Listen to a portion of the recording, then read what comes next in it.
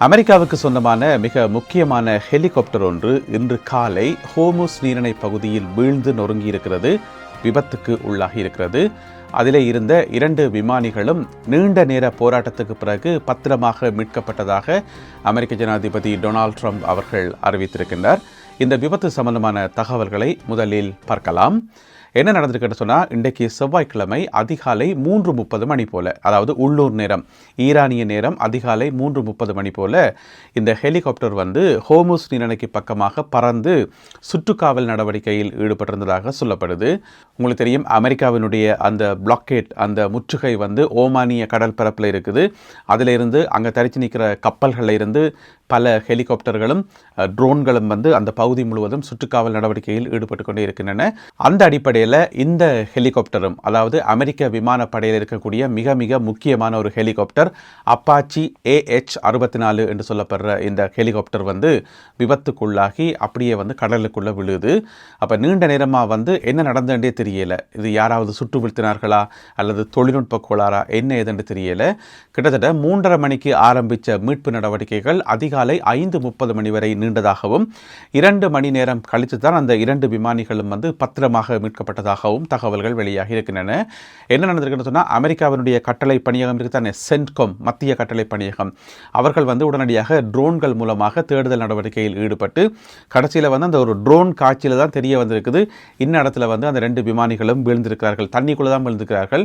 எனவே அவர்கள் 2 மணி நேரம் கழித்து மீட்கப்பட்டதாக தகவல்கள் வெளியாகியுள்ளன. இந்த அப்பாச்சி AH-64 என்று சொல்லப்படுற இந்த ஹெலிகாப்டர் ஒரு தாக்குதல் விமானம் மட்டுமல்லாமல் அதில் ஏராளமான விஷயங்கள் இருப்பதாக சொல்லப்படுது. 1980ஆம் ஆண்டு கால பகுதியில் இருந்தே அமெரிக்காவினுடைய விமானப்படையினரால் பயன்படுத்தப்படுகின்ற மிக முக்கியமான ஒரு பிரைமரி ஹெலிகாப்டர் என்று சொல்லலாம், மிக முக்கியம் அடிப்படையான ஹெலிகாப்டர் என்று சொல்லலாம். இந்த ஹெலிகாப்டரில் இருந்து துப்பாக்கி சூடுகள் மட்டுமல்லாது ஏவுகணை தாக்குதல்கள், அதாவது பெரிய அளவில் இல்லை, ஓரளவான ஏவுகணை தாக்குதல்களும் மேற்கொள்ள முடியும், கண்காணிப்பு நடவடிக்கைகளை மேற்கொள்ள முடியும், சேகரிக்கின்ற தகவல்களை உடனுக்குடன் கட்டளை பணியகங்களுக்கு அனுப்ப முடியும். இந்த மாதிரி அடிப்படை வசதிகளை கொண்ட ஒரு நவீன ஹெலிகாப்டர் தான் இந்த அப்பாச்சி AH-64 என்று சொல்லப்படுற ஹெலிகாப்டர்.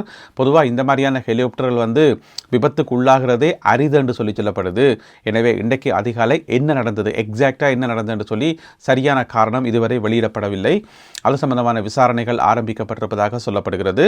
விமானிகள் 2 பேரும் பத்திரமாக இருக்கிறார்கள் என்று சொல்லி டொனால்ட் ட்ரம்ப் அவர்கள் சொல்லியிருக்கின்றார். இதில் இந்த ஹெலிகாப்டருடைய பேருக்கு தானே அப்பாச்சி என்றது, அந்த பேர் வந்ததுக்கான காரணம் என்னன்னு சொல்லி நீங்கள் கேள்விப்பட்டிருப்பீங்க சிலவில். அதாவது இந்த அப்பாச்சி என்றது ஒரு மக்கள் கூட்டம், அதாவது அமெரிக்காவில் வெள்ளக்காரர்கள் போகாக்க முதல் இருந்த பழங்குடியின மக்கள் இருக்கிறது தானே, நிறைய பழங்குடியின மக்கள், அதில் ஒரு இன மக்கள் தான் இந்த அப்பாச்சி என்று சொல்லப்படுற இன மக்கள். எனவே அதன் காரணமாகத்தான் இந்த பெயர் வைக்கப்பட்டுள்ளதாக சொல்லப்படுகிறது. ஈரானினுடைய கைகள் யுத்தத்துக்கு பிறகு இன்னமும் மேலோங்கி உள்ளன என்று சொல்லி பிரித்தானியாவைச் சேர்ந்த ஒரு பேராசிரியர், சர்வதேச விவகாரங்களுக்கான ஒரு பேராசிரியர் கருத்து வெளியிட்டிருக்கின்றார். அவருடைய அந்த கருத்து சர்வதேச ஊடகங்களின் கவனத்தை பெற்றிருக்கிறது. எந்த பேராசிரியர் என்று பார்த்தீங்கன்னு சொன்னால், அவருடைய பேர் ரோப்கீஸ்ட் பின்ஃபோல்ட் என்று சொல்லி, ரோப்கீஸ்ட் பின்ஃபோல்ட். அவர் லண்டனில் இருக்கக்கூடிய கிங்ஸ் காலேஜ் ஆஃப் லண்டன், நீங்கள் எல்லாருமே கேள்விப்பட்டிருப்பீங்க, அந்த கிங்ஸ் காலேஜினுடைய ஒரு பேராசிரியர், சர்வதேச பாதுகாப்பு ஆய்வுக்கு பொறுப்பாக இருக்கக்கூடிய ஒரு பேராசிரியர். அவர்தான் இந்த கருத்தை சொல்லியிருக்கார். என்னென்னு சொன்னால், தற்சமயம் ஈரானினுடைய கைகள் ஓங்கி இருக்கின்றன, பேச்சுவார்த்தை மேசையிலும் சரி அல்லது யுத்த காலத்திலும் சரி அவர்களுடைய கைகள் ஓங்கி இருக்கின்றன. என்னென்னு சொன்னால், பிப்ரவரி மாதம் 28ஆம் தேதி யுத்தம் ஆரம்பித்து ஆயத்துல்லா அலி காமேனி அவர்கள் கொல்லப்பட்டது உங்கள் எல்லாருக்குமே தெரியும். அப்போ சுப்ரீம் லீடர் அவர்கள் கொல்லப்பட்ட பிறகு ஈரான் பலவீனமாகும் என்று சொல்லி எதிர்பார்க்கப்பட்டது.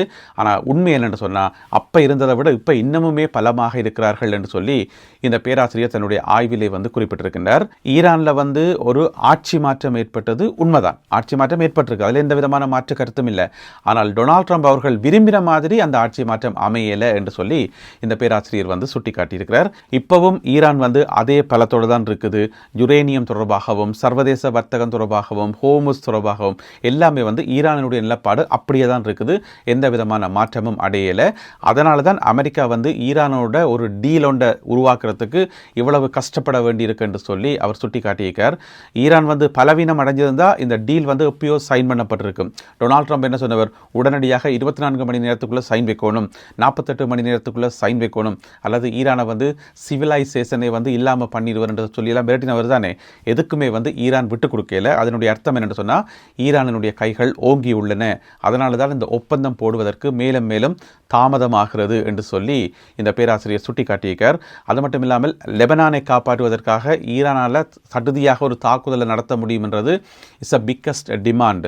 அவர்களால் வந்து அந்த ஒரு டிமாண்டை வந்து வைக்க முடியுது. எனவே எல்லாத்தையும் கூட்டி கழித்து பார்க்கக்குள்ள இந்த ஒரு முடிவுக்கு வர வேண்டியிருக்கு என்று சொல்லி இந்த பேராசிரியர் சுட்டிக்காட்டியிருக்கிறார். அவருடைய கருத்து சர்வதேச ஊடகங்களின் கவனத்தை பெற்றுள்ளது. பிப்ரவரி மாதம் 28 நடந்த தாக்குதலில் உயிரிழந்த ஈரானினுடைய முன்னாள் அதி உச்ச தலைவர் supreme leader Ayatullah Ali Khamenei அவர்களுடைய இறுதி நிகழ்வுகள் பற்றிய செய்திகள் வந்து இப்பொழுது வெளியாக ஆரம்பித்திருக்கின்றன. எப்படின்னு சொன்னால், இந்த மாதம் 25 பிறகு அந்த இறுதிச் சடங்குகள் மிக பிரம்மாண்டமான அளவில் வந்து ஈரானெங்கும் நடைபெறும் என்று சொல்லப்படுகிறது. அதனுடைய முதல்கட்ட தகவல்கள் என்ன சொல்லப்பட்டிருக்கு சொன்னால், இஸ்லாமிய கலண்டரில் மிகவும் புனிதமான ஒரு மாதம் முஹர்ரம் மாதம் என்று சொல்லி, அந்த மாதத்தினுடைய 10வது நாள் வந்து இன்னமுமே வந்து ஒரு விசேஷமான நாளாம். எனவே 10ஆம் நாள் எப்போ வருது என்று சொன்னால், இந்த மாதம் 25 ஜூன் மாதம் 25 வருது. எனவே அதுக்கு பிறகு ஈரானில் வந்து மிக பிரம்மாண்டமான அளவில் இந்த இறுதிச் சடங்கை வந்து செய்கிறதுக்கு ஈரானிய அதிகாரிகள் தீர்மானித்திருக்கிறார்கள் என்று சொல்லியும், இது சம்பந்தமாக முழுமையான உத்தியோகபூர்வமான தகவல்கள் மிக விரைவில் வெளியிடப்படும் என்று சொல்லியும் இந்த செய்தியில் வந்து சொல்லப்பட்டிருக்கிறது. எனவே முழுமையான விரிவான தகவல்களுக்காக காத்திருப்போம். ஈரானுக்காக உளவு பார்த்தார் என்கின்ற குற்றச்சாட்டின் அடிப்படையில் இஸ்ரேலியர் ஒருவருக்கு தண்டனை வழங்கப்பட்டிருக்கிறது. அவருக்கான வழக்கு விசாரணைகள் இன்று செவ்வாய்க்கிழமை காலை நீதிமன்றத்திலே இடம்பெற்றன. அவருடைய பேர் என்னென்று பார்த்தீங்கன்னு சொன்னால், 39 வயதுடைய நிசான் அவீவ் என்று சொல்லப்படுற இஸ்ரேலியர் என்ன செய்திருக்காருன்னு சொன்னால், ஈரானுக்கு தகவல்களை வழங்கியிருக்கின்றார். உளவு தகவல்களை, இஸ்ரேலினுடைய பாதுகாப்புத்துறை சம்பந்தப்பட்ட தகவல்களை, ரகசியமான தகவல்களை ஈரானுக்கு வழங்கினார் என்று சொல்லி அவர் மேலே குற்றச்சாட்டு முன்வைக்கப்பட்டு இன்று காலை நீதிமன்றத்தில் அவருக்கான தண்டனை அறிவிக்கப்பட்டிருக்கிறது. அதாவது கிரிப்டோ கரன்சி இருக்குதானே, அந்த கிரிப்டோ கரன்சி ஊடாக அவர் தனக்கான அந்த ஊதியத்தை பெற்றுக்கொண்டார், பெருந்தொகை பணத்தை வந்து பெற்றுக்கொண்டு ஈரானுக்கு தகவல்களை வழங்கினார் என்று சொல்லி இந்த இஸ்ரேலியர் நிசான் அவீவ் மீது குற்றச்சாட்டு முன்வைக்கப்பட்டு அவருக்கான தண்டனை இன்று அறிவிக்கப்பட்டிருக்கிறது. இவர் வந்து பார்த்தீங்கன்னு சொன்னால் பெட்ஜாம் என்று சொல்லப்படுற ஒரு சின்ன பகுதி உண்டு. அதாவது பென் கூரியன் விமான நிலையம் இருக்குதானே, இஸ்ரேலில் வந்து மிகவும் பிரபலமான ஒரு விமான நிலையம் பென் கூரியன் விமான நிலையம், அதுக்கு பக்கத்தில் இருக்கக்கூடிய ஒரு சிறிய ஒரு கிராம பகுதி தான் இந்த பெட்ஜாம் என்று சொல்லி, அந்த பகுதியைச் சேர்ந்தவர் தான் இந்த அவீவ் என்று சொல்லப்படுற 39 வயதுடைய நபர். அவருக்கு தான் இன்று தண்டனை வழங்கப்பட்டுள்ளது. அடுத்ததாக தற்போது வந்த ஒரு செய்தி உண்டு. இதை நாங்கள் வந்து சும்மா கேட்டு வைப்போம், ஆனால் நம்ப வேண்டாம். ஏன்னு சொன்னால் எந்த நேரமும் என்ன வேணுமென்றாலும் நடக்கலாம். அதென்ன செய்தி என்று சொன்னால், அமெரிக்க ஜனாதிபதி டொனால்ட் ட்ரம்ப் அவர்கள் சொல்லியிருக்கின்றார், ஈரானுடன் அந்த டீல் இருக்குது தானே, இறுதி ஒப்பந்தம், அது எந்த வேளையிலும் கைச்சாத்திடப்படலாம், அதை நோக்கி நாங்கள் நெருங்கி வந்து விட்டோம் என்று சொல்லி டொனால்ட் ட்ரம்ப் அவர்கள் அறிவிச்சிருக்கார். இது எத்தனையாவது தடவையாக இப்படி சொல்கிறாருன்னு சொல்லி எனக்கே தெரியாது. ஏன்னு சொன்னால் பல தடவை சொல்லிட்டு இருந்தால், நெருங்கி வந்துட்டோம், கிட்ட வந்துட்டோம், சைன் போடுறது மட்டும்தான் வேலை, பேனியை எடுத்தாச்சு, சைனை போட்டாச்சு, அந்த அளவுக்கு நெருங்கி வந்துட்டோம் என்று சொல்லி ஏற்கனவே பல தடவை டொனால்ட் ட்ரம்ப் அவர்கள் சொன்னவர். என்ன பிரச்சனை சொன்னால், இன்றைக்கு அறிவித்த பிறகு உடனடியாக அமெரிக்காவினுடைய பங்கு சந்தையில் வந்து உயர்வுகள் ஏற்பட்டிருக்காம், பங்கு சந்தையில் வந்து மாற்றம் ஏற்பட்டிருக்காம் என்று சொல்லி இதில் சொல்லப்பட்டிருக்கிறது. அதுக்கு பிறகு வந்து சர்வதேச ரீதியாக கச்சா எண்ணெயினுடைய விலைகள் வந்து குறைய ஆரம்பிக்கும். எனவே இப்படியான மாற்றங்கள் உடனே நடக்கும். அதெல்லாம் ஓகே தான், ஆனால் கையெழுத்து போடணுமே, சைன் வைக்கணுமே, டீல் போடணுமே, அதைத்தான் நாங்கள் பொறுத்திருந்தான் பார்க்க வேண்டியிருக்குது.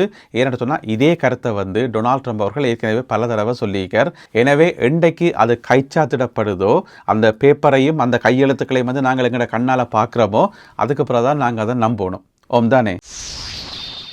இந்த காணொலியில் பகிர்ந்து கொள்ளப்பட்ட செய்திகள், தகவல்கள் தொடர்பான உங்களுடைய கருத்துக்களை மறக்காமல் கீழே எழுதுங்கள். மீண்டும் சந்திப்போம் உறவுகளே. நன்றி, வணக்கம்.